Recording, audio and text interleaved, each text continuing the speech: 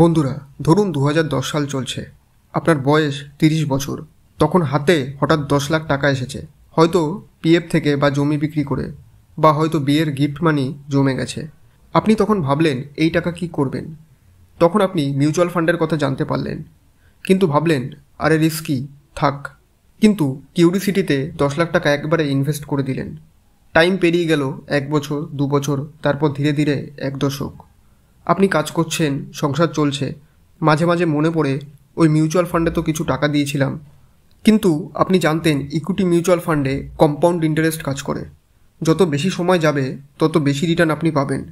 এখন 2025 সাল, ভাবলেন এখন দেখে আসি কি অবস্থায় আছে। ওই 10 লাখ আজকে কত টাকায় দাঁড়িয়েছে।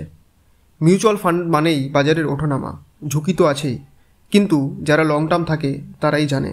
ধরুন গড়ে 12% রিটার্ন পেলেন প্রতি বছর। চলুন এবার হিসাবটা দেখি। 10 লাখ যদি 15 বছর রেখে দিতেন 12% হারে, তাহলে প্রায় 54 লাখ টাকা হয়ে যেত, মানে প্রায় 5 গুণ।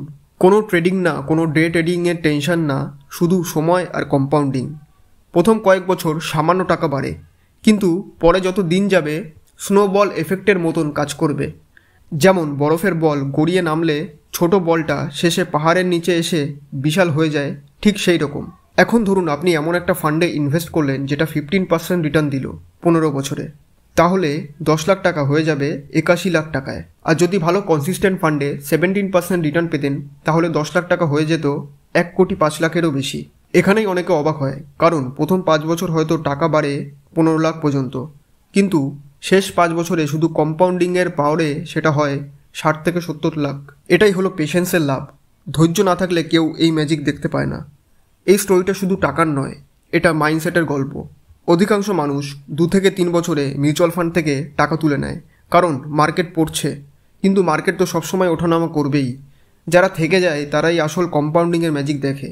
আপনি যদি 2010 সালে 10 লাখ টাকা দিয়ে ইনভেস্ট করতেন আর 2015-তে মার্কেট পড়ে গেছে বলে তুলে নিতেন, তাহলে হয়তো 12 লাখ টাকাই পেতেন। কিন্তু যারা ওয়েট করেছিল 15 বছর ধরে, তাদের পকেটে আজ কোটি টাকা। রিস্ক সবখানেই আছে, কিন্তু সবথেকে বড় রিস্ক হলো বাজার থেকে খুব তাড়াতাড়ি বেরিয়ে আসা। ভাবুন, আপনি যদি আজ 2025 সালে 10 লাখ টাকা ইনভেস্ট করেন এবং পরের 15 বছর এটাকে কোনো টাচ না করেন, তাহলে 2040 সালে আপনি হতে পারেন কোটিপতি, কোনো লটারি টিকিট ছাড়াই।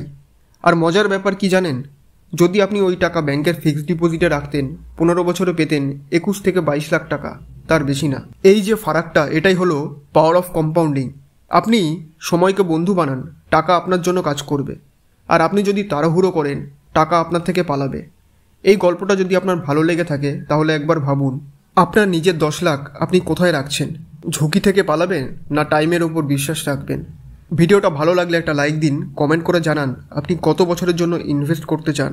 আর চ্যানেলটি সাবস্ক্রাইব করে রাখুন, কারণ আমি আপনাদের জন্য এই চ্যানেলে আরও এরকম ভিডিও বানাতে থাকবো। ধন্যবাদ।